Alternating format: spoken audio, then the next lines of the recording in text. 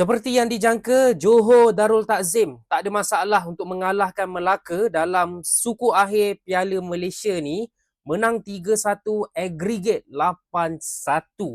Tapi yang menjadi topik perbualan komen-komen netizen sebenarnya adalah gol sagu hati daripada Melaka.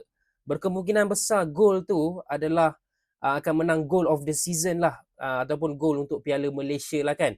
Sekejap lagi ujung-ujung video aku tunjuklah gol tu macam mana. Sebelum tu, korang yang minat konten-konten bola sepak boleh tekan butang follow dekat sini dan tekan mantap. Antara pemain paling perform untuk JDT pada game ni adalah Jairo. Dan Jairo ni kalau korang tahu, ramai jugalah fans-fans JDT yang tak minat dia.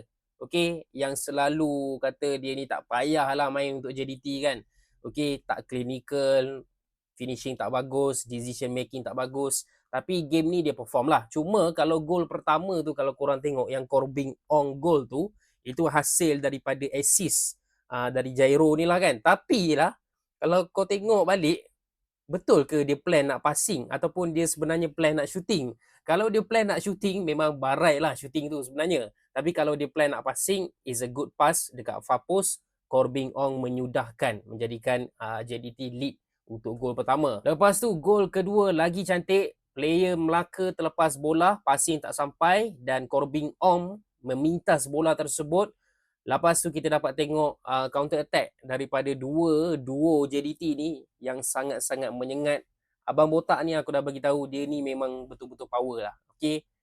Bukan setakat power dari segi finishing ke apa ke, dia punya decision making tu.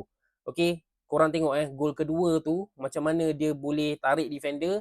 Lepas tu set up yang baik, macam main futsal, combo yang baik, dia pass back heel kepada Jairo untuk menyudahkan gol yang kedua. Half time berakhir dengan 0-2. Lepas tu dekat separuh masa kedua, Jairo sekali lagi menambah gol untuk JDT. Tapi sekarang ni kita nak tunjuk gol yang dihasilkan oleh pemain Melaka. Gol sagu hati yang sangat-sangat cantik. Gol ini berlaku pada minit 91. JDT dah menang 8-0 dah aggregate. So walaupun gol ni tak memberikan apa-apa makna, at least adalah satu gol daripada Melaka kan. Okey, jom kita tengok gol dia macam mana. Untuk cuba mendapatkan sesuatu buat Melaka. Klasik, ada ruang untuk Rashid. Antara kepada Syamsuddin. Baik. Gol lipat Gol gunting memang sangat-sangat cantik guys. Ada sesuatu yang dapat diraikan oleh para penyokong Melaka pada malam ini. Yang berpintu akraban memberikan keceriaan. Sekali lagi guys, tuan tengok. Rumah. Dari gerakan yang menarik diatur. Baik. Dan hantaran yang dilakukan oleh Rashid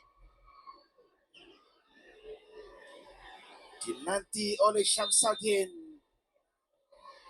untuk satu aksi. Okay, kita jarang jugalah nampak gol lipat ni, lagi-lagi dekat Liga Malaysia kan. So itu saja guys, korang komen pendapat korang pasal game ni.